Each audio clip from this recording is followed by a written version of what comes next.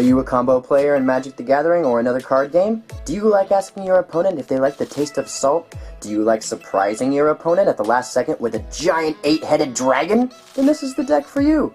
I'm Coco Kane, welcome to another deck profile. This is Tavern TCG, and we are showing you what a Reanimator Salt deck looks like now that all the new SKL stuff is out. So let's dive right in. First, let's take a look at the ruler that I chose. Most people are going with Blazer for that quick mana fixing and being able to destroy rulers, which we put one in our sideboard, but let's talk about that in a second. First, let's go with Rezzard, the Undead Lord. He has a built-in mill ability for 2 darkness. You can take the top 2 cards of your deck and put them into your graveyard, which of course in this deck we want things in our graveyard so we can bring them back. And for the same cost, 2 darkness, you can J activate. When you do, bam! You may take 2 cards from your hand and put them into your standby zone, and for every card in your standby zone, Rezzard gets plus 200, so that is a beneficial effect, although we do not use chance standby cards that are for Rezzard in this deck. But if for whatever reason you find yourself flipping a Rezzard, you can take whatever cards are dead in your hand, put them straight down into your standby zone, and then it helps you pump that Rezzard. On top of that, you may also use his God's Art, which is one of my favorite abilities, 4 Void and 2 Darkness, and you can remove any Resonators you control in your graveyard, or excuse me, any Resonators you have in your graveyard, and then your opponent has to banish a Resonator and discard a card for each one of those Resonators that you removed, which is just an amazing ability.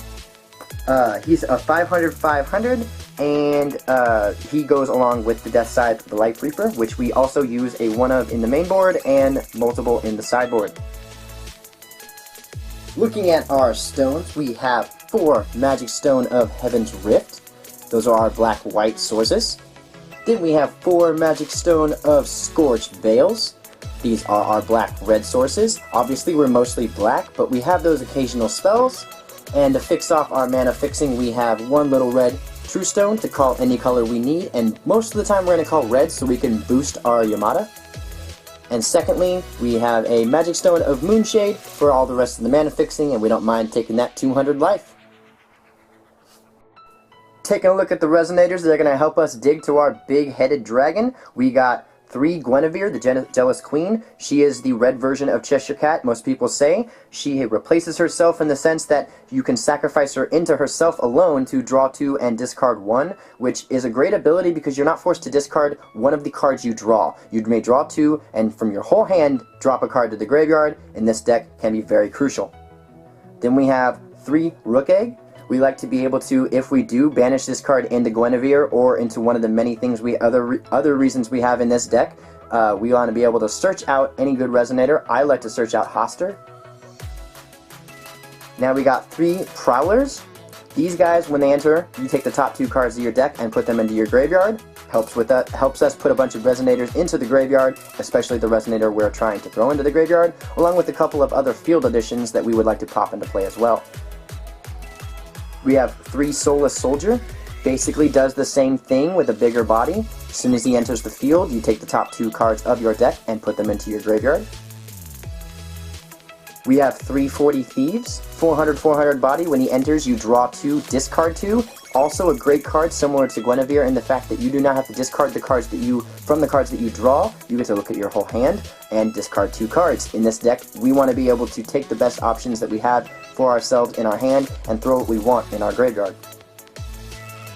And just like Matt Cosmore suggested, we want to put 4 Nyarlathotep inside the main board. I really like this card in any deck that we can throw it into, because besides the fact that you can cast this for 2 Darkness Resonators or 1 Darkness, 1 Red Resonator, Fire Resonator, you don't have to hard cast it for 4. She's an 800 body, and when she enters, your opponent reveals their hand. That alone, whether you get to discard a card or not, that information in this game is a lot of good, and then you get to take one of those cards and take it out of the game.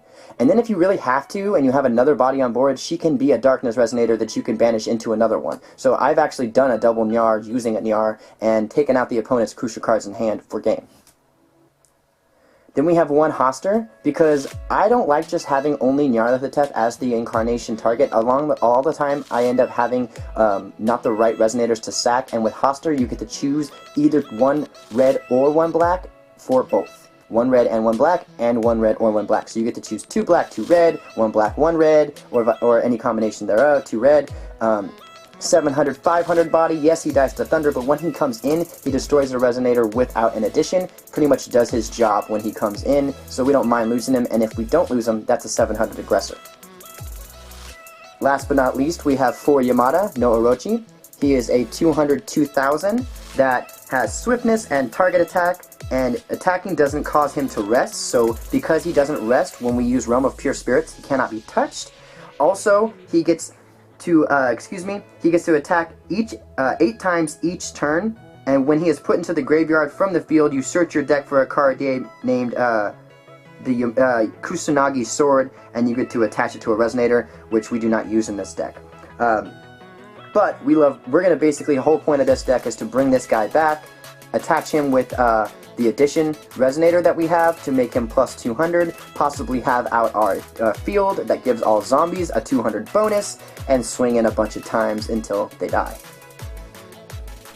Looking at our spell lineup, we have 3 Necromancy of the Undead Lord.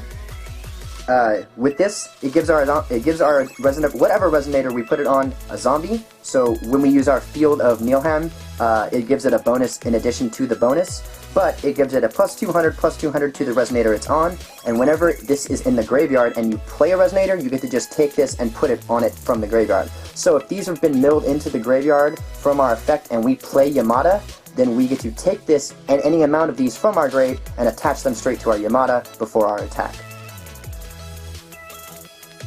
We have 3 Realm of Pure Spirits. This is the card I was talking about, that because Yamata does not rest to attack, this card makes him untouchable. It makes all your unrested Resonators that cannot be the target of spells or abilities your opponents control. And so of course the only Resonator we really care about is Yamata, and once he comes out he doesn't rest. So you want to get this out either first, or when you play Genesis Creation, bring this back with Yamata. Speaking of Genesis Creation, we have 4 Genesis Creation. Even if you don't bring back Yamata, there are other things in this deck that you can bring back and that can do things. You do not get the enter triggers off of Nyarlathotep and Hastur, they are older cards, but you can do the newer cards that help you mill if you're really down and you don't have a Yamata in the graveyard.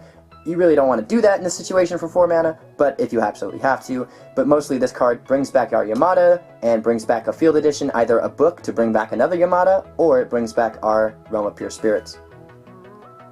Now we have 3, I don't even never pronounce this right, Nilfheim's, Realm of the Dead. This gives all of our zombies plus 200, but the most important thing is we may banish it to mill the top 5 of our cards of our deck.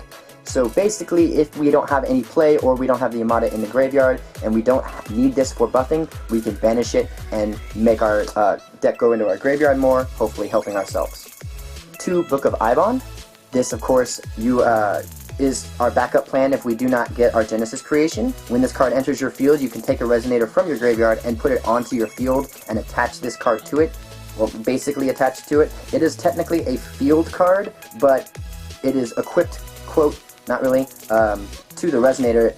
What I mean by that is if the Resonator dies, you have to banish this card. So if for whatever reason the other Resonator leaves the field, or when this card leaves the field, the cards have to go bye-bye. Excuse me. Actually, I think it's just the other way. Excuse me. When the Resonator when this leaves the field, you banish the Resonator.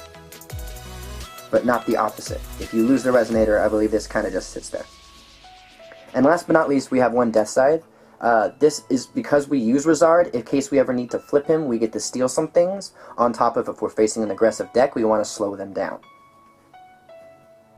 Let's take a look at the sideboard. We have Blazergil Rabus. All of your stones tap for Fire Will, and you may not J-activate unless your opponent controls a J-Ruler. If you do, it costs 0. When you J-activate, he wipes an opponent's J-Ruler, and then in a second ability, in case they have a chance to respond, destroys target J-Ruler that you wiped, I assume. You can target a different one, but I don't see the point. You're playing 1 player, and they only have 1. And the second ability is the same. All of your stones may tap for Fire Will. This is perfectly relevant in the sense that if he becomes astral, you lose this. So you do not want to make a deck where your stones are reliant on this ability and then be aggressive with him. in this deck, if you put him in, he is not necessary unless you want to destroy an opponent's J-Ruler, so theoretically we could run stones that were all darkness and still get red out of them, but I do not like running him as the main ruler, and therefore I do not like relying my stone base on Blazer, and we're just going to have to be in before split. Then we have 3 Arthur, the Undead Lord. If we decide to go that route, we want to take out the Darkness Resonators, non-Darkness Resonators, and buff up our Darkness Resonators. And if you remove 3 Resonators from your graveyard, you can bring them back to your hand, which is easy to do when we pretty much dump all of our Resonators to the graveyard. Then we have 3 Artemis Bow. Artemis the God's Bow. This is for aggressive decks, if we have to worry about another deck being faster than us and we're not quite able to get our stuff off quick enough. Then we have 2 more sides. If we do decide to go a Super Rezzard Stealing Resonator route, we want to make sure to put in our extra sides. 2 Flame of Outer World, creature removal, Resonator removal, on top of aggressive J-Ruler removal. There's not any way to respond to the play of this card. 2 Susan, because I love finding a way to squeeze them into a deck, along with we still see Baja. I'm a big Baja player. We still see a lot of Baja. And then lastly, but not leastly, we have 2 Phantom of Primogranate. That word that I can't say because I'm not that literate apparently. But we got these 2 cards for heavy counter spells, or heavy graveyard hate, excuse me. If they're going to Zeke's your graveyard or horn you and you're worried about Yamata not making it in, for 5 we can cheat it in. I hope you guys enjoyed my take on the Salt deck, on the newest version of it, and we hope you tune in for a lot more deck profiles and a lot more videos. I'm Coco Kane from Tavern TCG, signing out.